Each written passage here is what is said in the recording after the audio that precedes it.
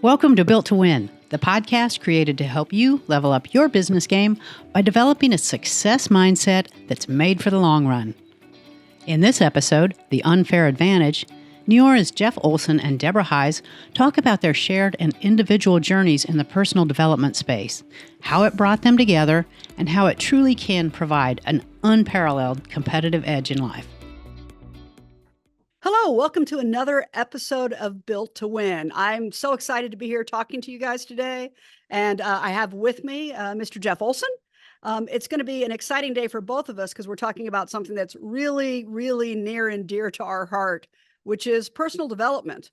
Now, I know those words, personal development, are like, sounds like school. You know, people think of it and they go, oh, this is something that's really going to take up my life. And you know, what am I going to get out of it? What's the benefit going to be? We're going to talk about all of that today, but let me talk to you about personal development as a concept first, just so get in your brain. All personal development is continuing to work on yourself as you go through life to improve yourself to get more of what you want out of life. Now, it doesn't have to be heavy. It doesn't have to take a long time. But when we're talking about personal development, that's what we're talking about. We're talking about continuing learning, continuing to develop tools, acquire tools, gain insights into the things you're already doing so you can do them better, do them more efficiently, and reach your goals faster. So just those words, personal development, they can mean a lot of things to a lot of people, but that's really what we're talking about when we're talking about it. So I have Jeff on here, and I think I want to tell you guys a little bit about why we work so well together, why we enjoy being around each other, and frankly, what brought us together in life, which is that we are both deeply ingrained in personal development as a lifelong habit.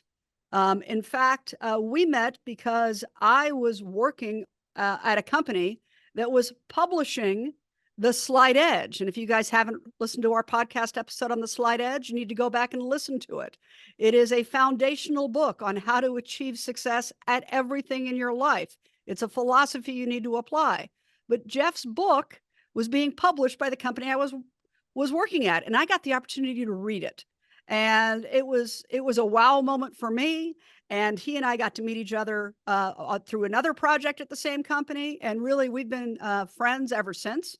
Which is around 20 years, maybe maybe a little bit longer than, well, it has to be a little bit longer than 20 years. But we met because he was working on that book and I was working on starting the magazine, Success Magazine. Now, Success Magazine has been published for a long time. In fact, it's got its roots way back in personal development. It's a 100-year-old brand. Some of the most famous people in personal development have worked on it, including the original publisher, Og Mandino. But it had fallen down as a magazine. It had fallen down as a publication because people started trying to turn it into a different kind of publication. But we were relaunching that magazine in 2004, started working on it as a personal development magazine for small business people. And part of that launch was us getting to really dive into the personal development experts of that time frame, of really get to meet with them. And I was so excited to work on that magazine, I cannot tell you. But we launched it. We've had great success. It's still being published today. I was the founding editor-in-chief, but we got to do things like one of the last interviews ever with Zig Ziglar. I was at one of Jim Rohn's last in-person trainings. I was actually present at his last presentation. We did the last interview with him. We interviewed and got to meet with John Wooden about his pyramid of success, which is just a phenomenal tool for people. I was exposed to so many people in the personal development space. Mel Robbins, who's somebody I listened to today on her podcast, she was one of our original columnists.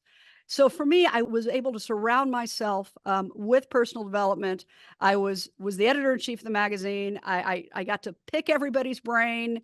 We got to talk to people. We got to interview people. We got to just be around this group of people whose mission in life was to give you the tools to be successful in life.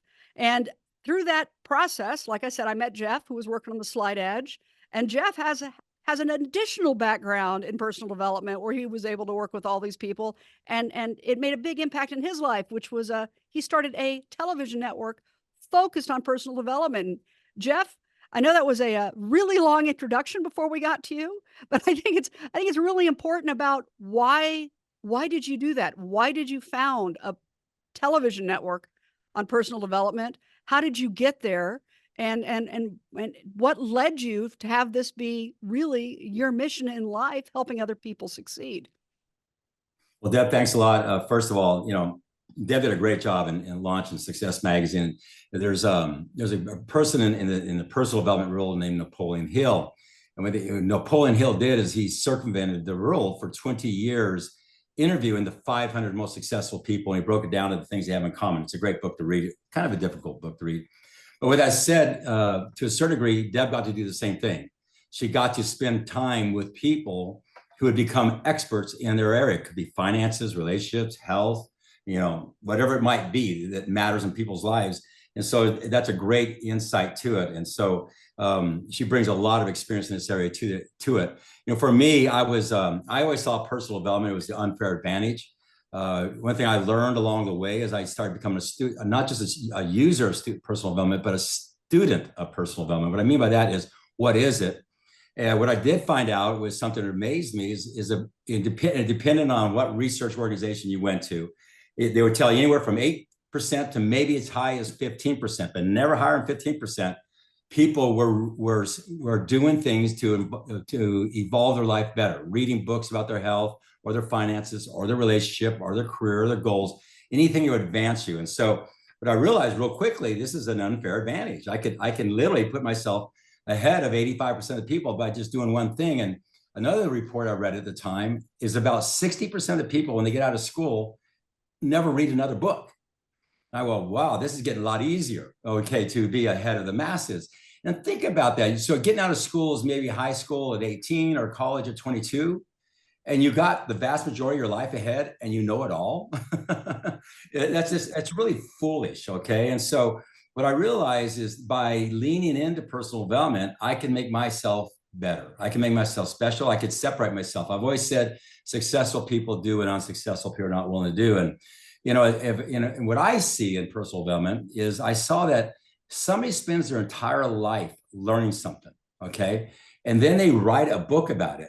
Why would you spend your entire life trying to figure it out when they did that for you? And you just need to dedicate, a week, maybe 2 weeks, reading 10, 20 pages a day, and you can consume that book, and you now know what they know, You put yourself years ahead. And so I found it really interesting that people talk about the future, they talk about what they want, or they complain about what they don't have, but they're not willing to make the investment in themselves. I mean, the biggest investment you'll ever make is the investment in yourself. And so not only was I, Deb, a user of it, but I started becoming a student of why people do and why people don't. And so what happened is I was using it. It was one of the things that was allowing me, I was in a Fortune 100 world with a company called Texas Instruments. Everybody in there was top of their class. They got in and they got out of college, and you couldn't be at Texas Instruments back to that time unless you were one of the best.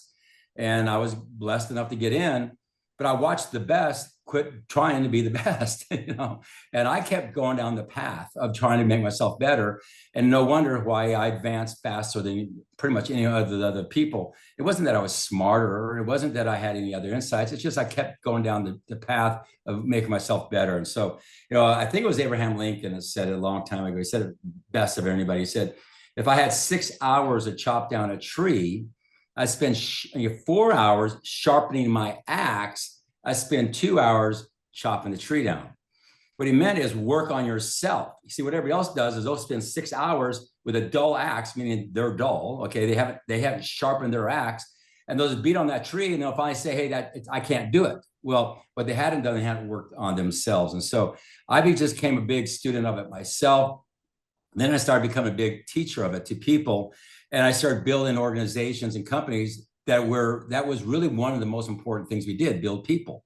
And I saw the effect that it had, and not just the effect it had in the company, I saw the effect it had in their personal lives, because they would take the personal development maybe they were applying in the company, and they started applying it to their relationships, or applying it to their parenting, or applying it to their health, or applying it to their finances, personal things. And I started seeing their own growth. And so it really was neat to watch it play itself out.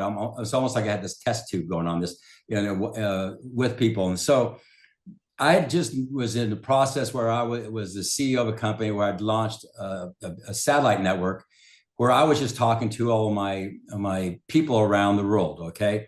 And I would speak to them every single Monday night for an hour to 2 hours, and that was it. But in that, it was about half of it was I would talk about personal development, about being a better person, that type of thing. The other half about the hows, what we got to do in the company. And I just saw how people were really inspired by that. So that led me to the idea of building a TV network, Deb. And so that's what I did. I moved to Dallas, Texas, got a studio, all the production capacity, and started having the top New York Times bestsellers, lecture authors come in, produce their stuff. We produced close to 900 presentations and put those up in a satellite, and people could get those downloaded to them. And so in their home, instead of going to a seminar where they might have to spend $100, $200, $300, they could get this in their home for a small subscription fee. And so that's what I did. And I saw the power of it. And so that was what put me in a position like Deb, where I got to spend time. I went to all the people she just mentioned. I met them too. Okay. I actually did, Og Medina, who you said was the original person who started Success. His last speech was on my stage. Okay. And so we both really have been blessed to, number one, to have recognized this space. Number two, to be able to operate in this space. Number three, to be able to meet the people who matter in this space. But I think number four, more than anything else, is see how and why it works. Okay. And that's what we're here to talk about as much today as anything. And so, the best thing I can say to you is this is the unfair advantage. Okay. And why would you quit working on yourself? Why would you quit sharpening your axe after you went to high school for, school for 12 years or school and college for 16 years and then stop when the world has evolved? Think about when you graduated, how much the world has changed. And so have you changed with it? That's personal development, okay? And I add one other thing before I go back to Deb. A big part of personal development, we always say it's the books you read, it's the podcasts you listen to like this, it's the seminars you go to, it's what you put in your brain. I'll speak to that more. But it's also the people you associate with. Personal development is laws of association. You have got to be, just as you've got to become aware of what you're reading, what you're listening to, what you're watching. Is it good for you or bad for you? Is it serving your purpose, or is it just entertaining you more than anything else? I'm not against entertainment, but people who you associate with will have as much impact on your growth as anything else, okay? And I will put this to you, if you surround yourself with people who are on a journey of personal development, you'll be shocked what that does to your life. You will be shocked. Either Napoleon Hill said, 2 minds creates a third and more powerful mind. And I have found, I create that in my life as much as I can. You don't know how many times when I don't have the answer, but I have the questions in the conversation, because it's in the conversation things start popping up that I couldn't even think of by myself, okay? But you got to be having that conversation with the right person, okay? Deb and I have a lot of those in our life, okay? And those are things that inspire you. So I can just put that as part of the equation. It's not just the content, it's the associations are as important as the content. So those are things that are kind of foundational for me that made a big difference. And I just feel blessed to be part of it. And I know at Neora, the company that Deb and I are driving right now, it is a fundamental part of ours. Our thing is make people better. We have 10 core values, which are real philosophies, how you live your life. We understand to build a great company, you got to build great people. We understand to build a great company, you got to attract great people. That's laws of association. So we're applying the same principles in building a company. It was the same thing you would do in building your life. It's the same thing you do to make your health better, to make your finances better, your relationships better. The great thing about it is everything you need to know is out there. But I'll tell you this, the books you don't read can't help you. The podcasts you don't listen to can't help you. The positive people you don't associate with can't help you. Okay. And those are decisions. God gave you the dignity of choice, and it's what we do with it that matters. So I'm excited about this podcast. I think it's a big, big, big, important, really subject matter, but more importantly, it really is the unfair advantage in your life. to allow you to separate yourself from the masses. No, I love that. And I absolutely agree with you. The concept that people don't continue to consume and learn and like they're done, they're wholly baked at 24 or 25. I mean, it doesn't even resonate with me how you could possibly think that. One of the things I like to say, one of the things that I truly believe is if you're not working on yourself, the world is working on you.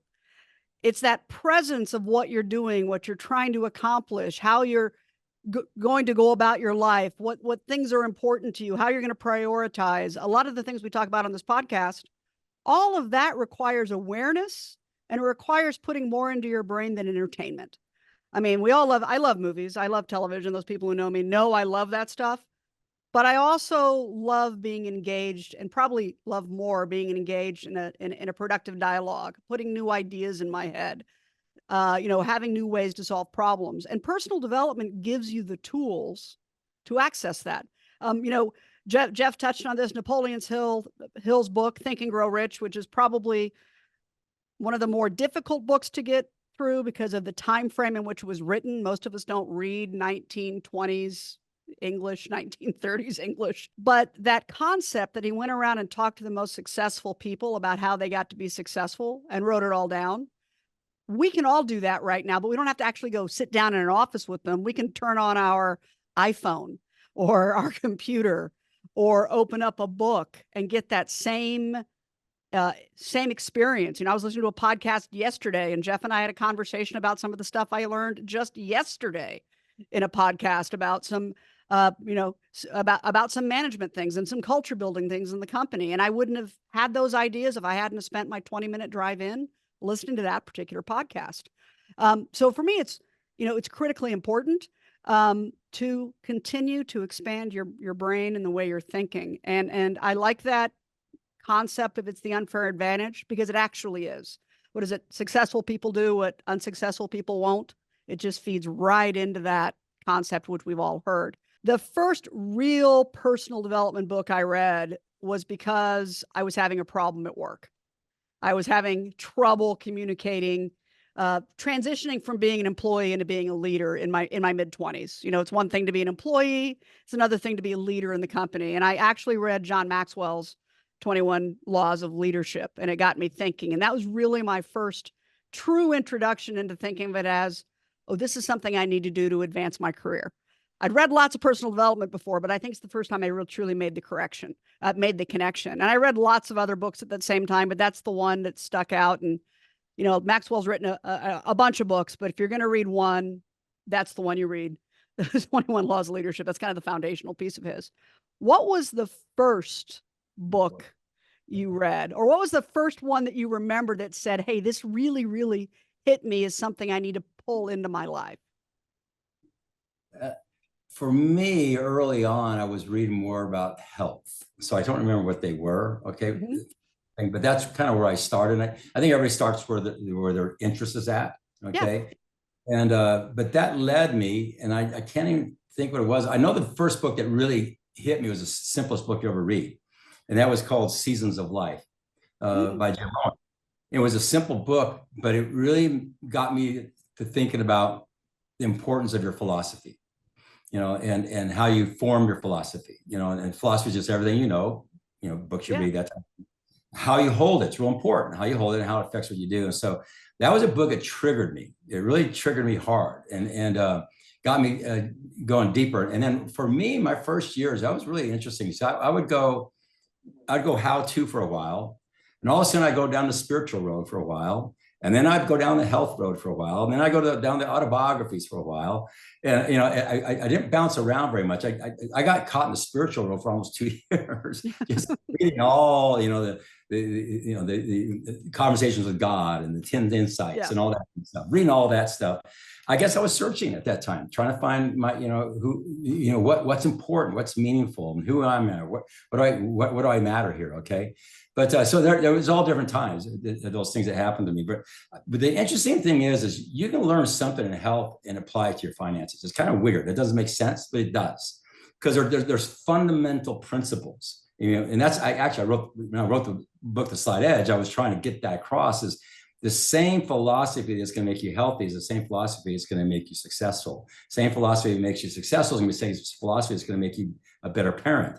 It's just applying the philosophy to the activities. Okay. Then it comes down to identifying the right activities. And so, and what's really neat about this, and why I've enjoyed this journey, Deb, is in life, your capability is limited by what you're aware of. Okay. And the awareness space in this area has gone up significantly. And so unlike when we were trying way back then, it wasn't as available, okay, as it is now. The podcast world it's turned me on, okay? Because to read a book, I got to sit down and stop everything I'm doing and read it.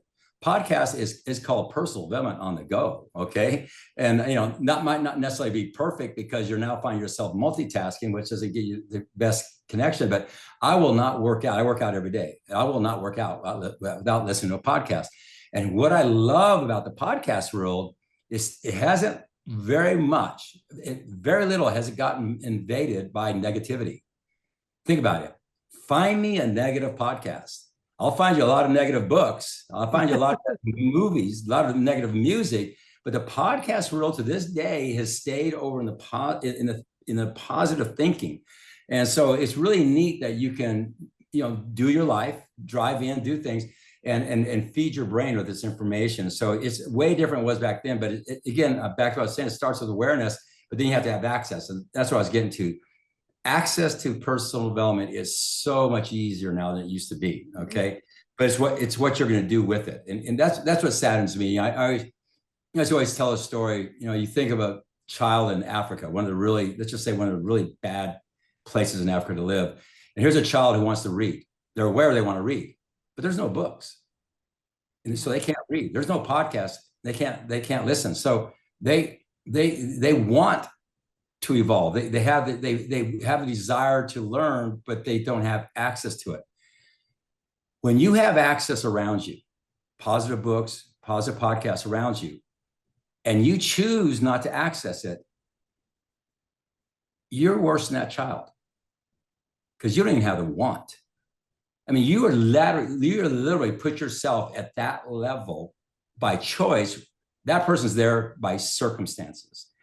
And I really think that people really need to take strong inventory. I'm sounding strong here because I am strong here. What makes you different than that child? I think you're actually in a worse place if somebody doesn't do that. Now, I know we're preaching to the choir here because you don't on this podcast unless you're one of those people. But one of the things I love about personal development is your chance to not only become a better version of yourself, but it gives you, as you evolve and you energetically become more attractive, and you do actually energetically become more attractive, you actually have the chance to make a difference in other people's lives. So it's not about just you becoming a better version of yourself, helping other people. And that's where the true blessing in this space comes from, from my standpoint. So, I'm always aware of that. And one of the things I teach is I work with people, and I wrote this in my book, not pumping the book here. I can't not talk about what I think, because I see a lot of people think, why don't they read another book after they get out of school?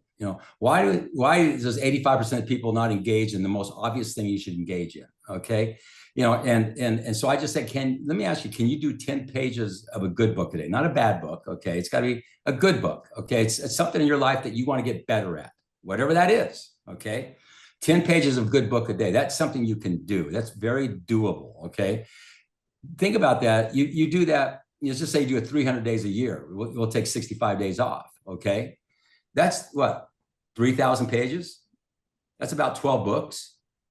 You know what that will do to the way your brain works, to your philosophies, to your attitude, to your insights, to your knowledge. So it's not something that's unattainable. Okay. It's not, it's something that's very attainable. It just comes down to, you got to be aware of it. It starts with awareness. That's a lot of what this is about today is awareness. Okay. And then it goes to access, which the access is unbelievable, but none of that matters unless you apply it. But it's as simple as 10 pages or 10 minutes to 15 minutes of a good podcast a day. You know what the difference about you will be? But here's where it gets powerful. All of a sudden you surround your people doing the same thing. So you're getting 3,000 pages. I'm just going down the book road. You're getting 3,000 pages of good content in your brain in a year, but you got 10 people who are working with you or you're associated with or are part of a club and they're doing the same thing, that's 30,000 plus your 3,000. All of a sudden there's 33,000 pages in your life because those people are part of your life as much as what you put in your brain. Now you start seeing the environment of your life. You start seeing the associations of your life. You start seeing the belief of your life. You start seeing the conversations of your life change. But if you don't pay attention to that, it can just as easy not happen. I just don't do the 10 pages today because it don't matter. And you get to the end of the year and you don't get the 3,000 pages. And because you're not doing that, you don't attract the other people who are doing it. The next thing you know, at the same year, doing the same thing, one person has an environment that hasn't been nurtured at all. Another one has an environment where they've been nurtured and the environment they're in has been nurtured. This is how people build powerful organizations. This is how people make things happen. It's through these kind of simple little things. And it's just as easy as 10 pages of a good book a day, 15 minutes of a podcast, but it starts with you and more than anything else. And again, what's the greatest investment you can make for yourself is you. And as soon as you do that, you attract the other things that you might find limited in your life that have always been there, usually haven't been attractive to them. So I find when you really get into personal development, it gets exciting because you start realizing how much control of your life you actually have. And I think a lot of times we think we don't have control. We actually do have control. Okay, it's what we're doing with it. Okay, and that's what this podcast is all about. It is, and it's a great transition into talking about what benefit you get out of it besides success. People think of material success. In fact, one of the things about Success Magazine that hit me when we were doing it was this is all great. It's fantastic stuff. It's really good for people who are trying to achieve, professional success. But what about people who are trying to achieve success in other areas of their life that maybe aren't as financially focused or aren't as, career climb focused or managerial focused? So we discovered this thing, called positive psychology through a lot of the work that we're doing in Success and some stuff that you were doing. I think we both met a gentleman around the same time. His name is Dr. Martin Seligman. He is the father of positive psychology. And because of what they were doing, we got to see how personal development works in other areas of life besides just career and success. Because what they were studying is what helps human beings flourish. What is it that is going to give you a positive outcome in life on everything? And he developed this model, which is called PERMA. And PERMA is capital PERMA. It is a model that he uses to measure well-being. And that comprise that model are positive emotions, engagement, relationships, meaning, and achievement. And we talk about people not doing anything to improve themselves after college, or they fall into a job and that's what they're going to do for the rest of their life. They aren't striving for anything. They aren't reaching for anything. They're missing that last element of PERMA, which all of the studies in positive psychology should tell us is essential to well-being. That element, which is achievement. How are you going to achieve something if you're not striving for anything? How are you going to achieve new things if you aren't learning new things? So it really, the whole idea of personal well-being actually being tied to achievement leads back to personal development being a fundamental building block. And so you and I were talking about this a lot about 10 years ago, probably 13, 14 years ago right now. And you and I came together and we developed a magazine, a website, ultimately a podcast called Live Happy out of this. So for me, the way I always describe it is what we discovered in this positive psychology was personal development with science behind it. People actually taking the time at schools and researching with data to study what helps us have more well-being, to study what will help us reach this PERMA model, work on these elements in our life. So what spoke to me was this isn't just about work. It's now about family. It's now about spirituality. It's now about relationships. In fact, we know that relationships with other human beings, and you've been talking about this, Jeff, surrounding yourself with the right people, have the most impact on whether or not you feel good about your life, what kind of relationships you have. that's kind of what drew me into Live Happy and away from success. I left success directly to start Live Happy. But what is it about that appealed to you outside of the philosophy? I mean, the Slight Edge philosophy, I still tell everybody, start there. I know I'm not pitching the book, but yes, I'm pitching the book because it's the philosophy by which you can succeed at anything. But what is it about Live Happy that spoke to you enough to invest your time and your energy to start yet something else in this space?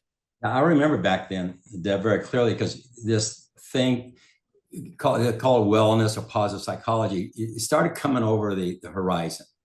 And it was, people were talking about, but it was, as you, Deb, you said before, it was lost in this universities, basically. And it was the scholars talking to each other, 7 people in a room talking about positive psychology. It's been heavily studied, okay? But there, all of a sudden you start hearing about it, and I started going, wow, this is almost like the new age personal development. It had all this clinical data, massive research that had never been applied to really personal development. Personal development is more of a person telling you about their life experiences so you can learn from it, okay? This was science studying the power of positive thinking, okay? And Deb mentioned Dr. Mark Seligman. He was the head of the Psychologist Association. I think it was 144,000 or something like that back in 1998 when he made his speech to all the psychologists. And we printed that manifesto in our first magazine called Live Happy. And in that, he basically said, I'm paraphrasing, he says, so why are we as, people who know how people's emotions work and think, why are we always at the bottom of the hill with the ambulance with broken people? Why aren't we making, normal people better? And that was the birth of positive psychology, okay?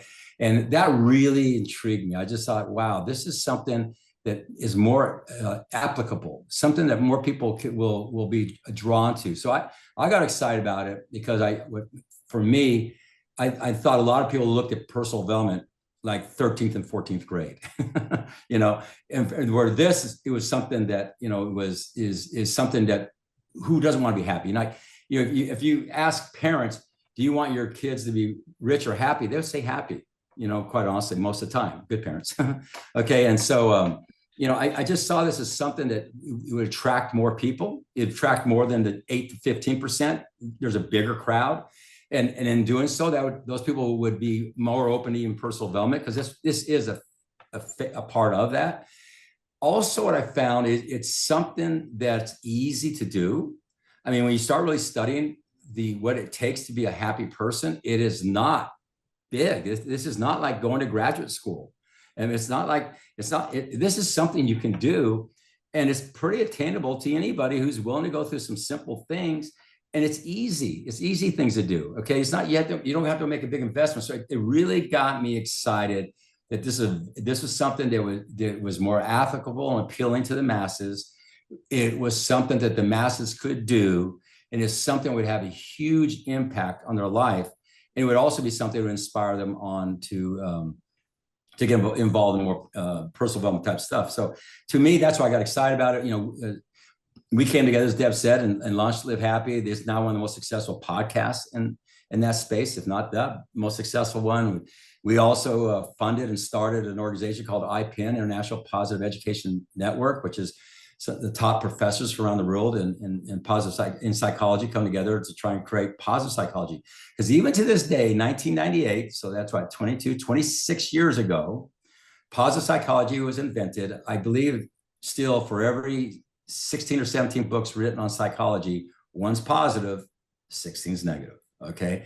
And so we're still fighting an uphill thing. But again, here you go, unfair advantage. If you go focus in on that 1/16, you're doing what, all the other people get caught up in that negative stuff. And that reminds me, Deb, that one thing that inspired me to do the TV network is when TV was announced by the government to the citizens, it was announced as the great equalizer. Now everybody would have equal access to knowledge. Everybody would have the information they need to be successful. It was the educator. And then the marketing people figured it out. Oh boy, look what I got going on. This is the truth. I'm not, it is what it is. And along the way, they know psychology. Media knows psychology. They're hiring these people that I just talked about, okay? And they know how your brain works, and which is that you are naturally always attracted more to negative than positive. And that's why the news media, and that's why TV, and that's why radio, and that's why music and all that has gone more negative than positive, because we are attracted to it. Okay. And now it's become the poisoning thing. I think secretes more poison. So I'm saying that to say this, but it also can be powerful. There's great, I mean, I like Netflix, but I watch documentaries on Netflix that I learn things about. Sometimes it's about animals, sometimes about the universe, sometimes about astrology, sometimes about a person's life. But that hour and a half, and sometimes I go down the crazy road and watch something cuckoo, and it's entertaining, but I don't live there, okay? And so when you start paying attention to the world around you, there's a lot of information. But I'm giving a long answer to a simple question. The thing is you've got to be very choiceful about that information. So for me, the same thing here, lives here and live happy.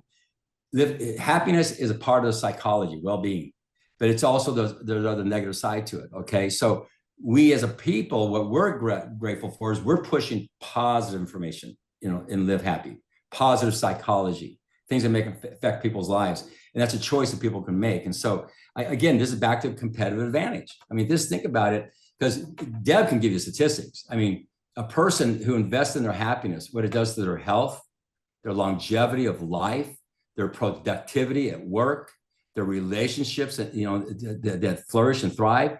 The numbers are significant. I think it's like you can live as much as 19% longer just by being happy, which is very attainable. Okay. Yeah. Well, in fact, a study done by Ed Bieswastiner and Ed Diener demonstrated that people who are happier, that have the same job, the happier people earn 30% more than the less happy people. And a part of that has to do with you want to be around happy people. So you're going to tend to promote, you're going to tend to engage with happier people, but also, if you're happy, you're more likely to be productive. You're more likely to find that thing that we call flow, where that moment where you're working on something and the rest of the world goes away because you're just engaged in what you're working on. Engagement feels good. Being engaged, getting stuff done, just feeling like you're where you're supposed to be is huge. And positive psychology and, frankly, personal development can give you the tools to get there. There's so much research on, better relationships, better health, more money, everything that matters in life you can have more of if you work on yourself first. Now, one of the things I need to interject here, though, is there is no end goal. You don't get done with this. There's no like, yay, I'm the happiest person in the world, or yay, I'm the most personally developed person in the world. This is a process. And there's so much information out there. You really need to take the time to choose what speaks to you to work on. You were talking earlier, Jeff, about, how we're drawn to the negative. Well, human beings spent thousands of years worried about tigers and snakes and having a safe place to sleep. And we're genetically hardwired to look for danger and look for bad things. And so there's a comfort in looking for that stuff and putting that bad stuff in your brain. If you look at a lot of the stuff that's really popular on television, but that doesn't really help you advance. The reality is most of us sitting here right today are not going to be attacked by a tiger or even become close to being attacked by a tiger as long as we live, or a lion or a panther or a bobcat or anything else you can possibly think of. But if we're focused on only finding what's negative in the world, we're going to miss out on building what's positive in the world. And a lot of what we talk about at Live Happy is putting simple practices into place and things that can rewire your brain. Since your brain is trained to look for danger, spend a month every day looking for good things. Just look for the good. Say, okay, these are 3 good things that happened today. Declare them, write them down. And what that will show us over time is that you will have a more positive outlook on life because you're going to see more good in the world. And that stays with you because you've kind of untrained your brain to be looking at the negative. And in fact, there's been enough scientific research that shows that, when you retrain your brain to do that, you're actually physically rewiring your brains. Different neurons fire when you have a more positive outlook on life. And there was a study I saw presented at a conference on people who have hope have longer telomeres. For those of you who don't know what telomeres are, they're the things in your cells that indicate how long you're going to live from a health perspective. So people who are more hopeful about life have longer telomeres. That's why it has a positive impact on health. All of these things, though, only come to you if you spend time working on yourself, because the world isn't going to feed you this. Jeff was talking about biographies. There's a lot of great things you can learn from observing other people and what they've done. There's a lot of things you can learn from listening to podcasts. By the way, the podcast for Live Happy is called Live Happy Now. We'd love to have you check that one out. But there's a lot of great things you can hear from people. But Jeff, there's also a lot of stuff out there that's misleading. That's not stuff you want to follow. And I know you and I talk about this and we look at it, we go, oh Lord, that's not a good place to send people, but maybe they're getting the attention. And, how do people seek out what's good versus what might not be positive, might not have the right effect? Well, first of all, I'm going to piggyback on what you just said. There's a thing that what's called in your brain, it's called a reticulator. And the reticulator is the thing that does talk about that evolved over.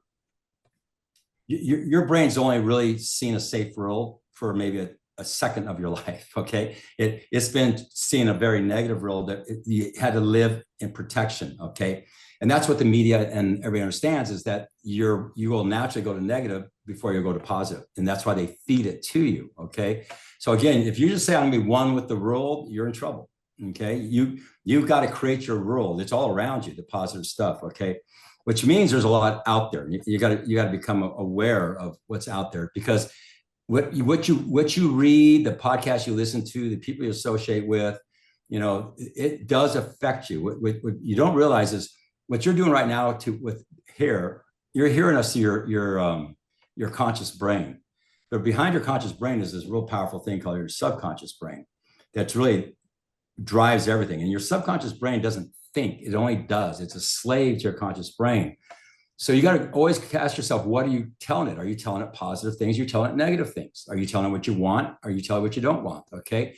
Because if you don't, it just lets everything in. And you don't want everything in. So get to Deb's point. You want to know what you want in and what you don't. That's why goal setting which is part of personal development, which is real important, because when you, and when Napoleon Hill said that successful people read their goals twice a day, we're talking about the most successful people in the world. It's not because they forgot them.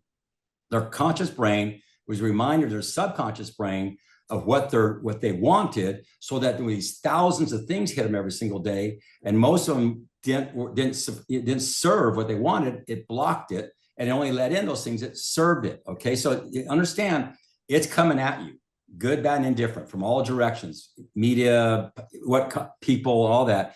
And if you kind of create your vision through personal development, you start getting a bigger vision of what you want, a bigger, plan of what you want, establishing your goals. That's part of the process. And as that happens, all of a sudden your conscious brain starts telling your subconscious brain what it wants. Again, your subconscious brain is 90% of your brain. It's the greatest gift God gave you if you use it. Okay. If you're not instructing it what you want, which is part of personal development, which is part of Live Happy. I mean, when you start telling your subconscious brain, I want to be happy, and here's how I'm going to do it, it starts going, I'm not letting that in. I'll let that in. Okay. And it goes to work for you. Okay. So you have this machine there just waiting for you. It's an evolution. Sadly, it's been programmed to go after negative. But when you become aware of that and you change that, guess what you did? You just separated yourself from the masses. Okay. You, like we said, only a few percent even involve themselves in it. Just by being involved, you separate yourself. But when you not just get involved with it, you become aware that there's good and bad, okay, in anything. And you start consciously, with your conscious brain, telling your subconscious what you're going to let in. Then you start seeking out the right information, the right associations, the right podcasts. And because in life, where there's good, there's bad. Where there's love, there's hate. Where there's happy, there's sad. Okay. So there's positive information. There's going to be misleading information. Okay. And so it begins with awareness. And that's that's a real important part, of the process. When I had a TV network, was one of the things I learned there, which was on it's called the dark side of personal development. Okay. And I wrote it in, and it's one of the big reasons that motivated me to write The Slight Edge was I was hanging out with the best of the best. Okay. These guys had spent their life learning something, and they got really good at communicating it. And they had written brilliant books, and they would speak, and you'd walk away from their speeches going, oh my gosh, why didn't I learn this 20 years ago? Those all the time. But in getting to know them at a very personal level and at a business level, I watched how they marketed their books wasn't right. What I mean by that is they sold their content through a philosophy of quantum leap. That if you read my book, you go to my seminar, you're going to be fixed in 120 to 150 days. And at first I was okay with that because I thought anything to get somebody to do something they need to do was worth it. Okay.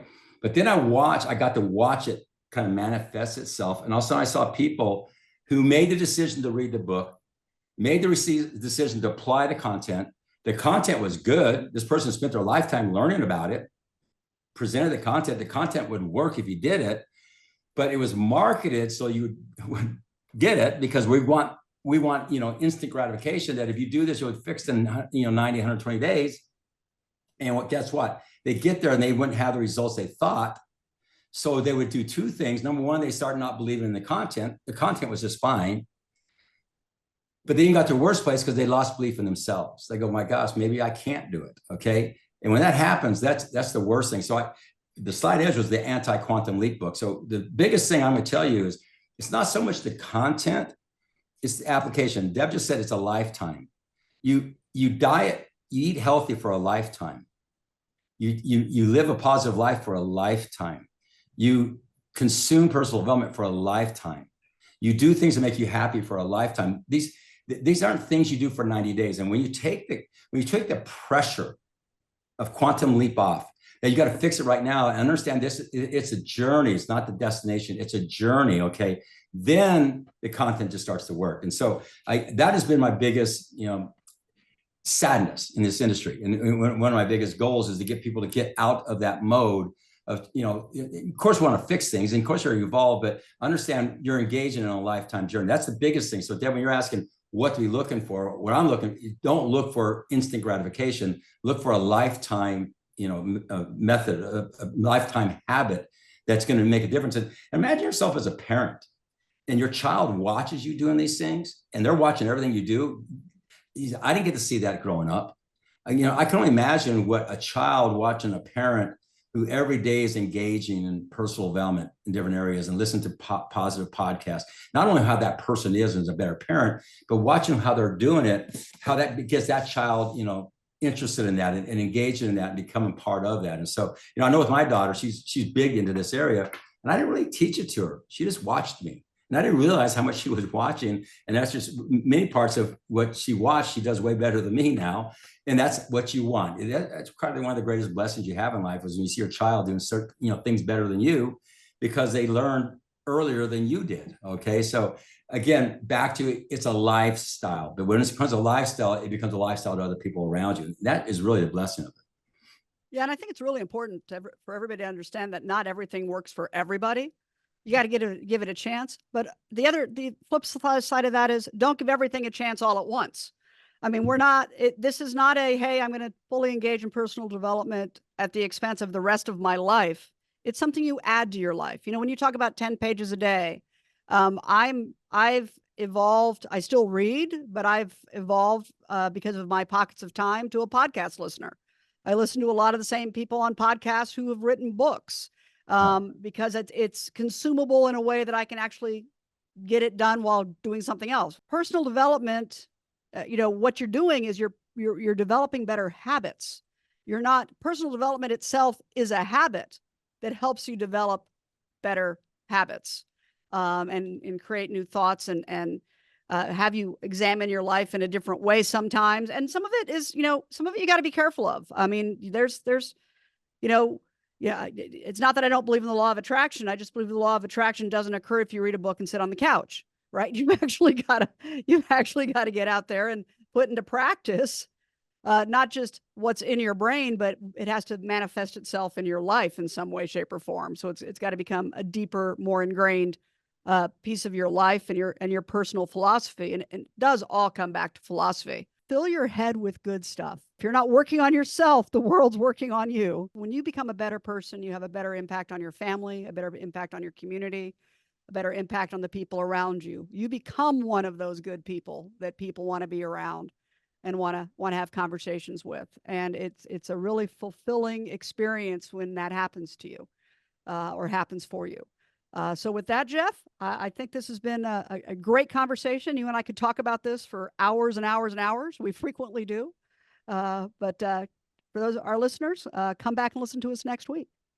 I appreciate everything. I was thinking about today how if somebody just listens, I'm not just pushing this podcast. There's a lot of great ones that you said out there, but if somebody just listened, I think we're to our 14th or 15th episode. There is so much packed in there that, I'd want my child in high school to listen to, because they would be ahead of 99% of the people with just that content. So proud to be part of this podcast, and I'm proud to be able to be in this field because it does matter. It does make a difference, and it's something that can really shape your life and shape people's lives around you, which is what it's all about. So thank you. That was Jeff Olson and Deborah Heisz talking about the power of personal development and how it can give you an advantage in business and your personal life. We hope you've enjoyed this episode, and if you learned something from it, please share it with a friend or colleague who you think would also benefit from it. And if you're new to Built to Win, we invite you to go back and listen to our story from the beginning. You can find us wherever you download your favorite podcasts. And while you're there, please rate us and leave a review to let us know what you think of the show.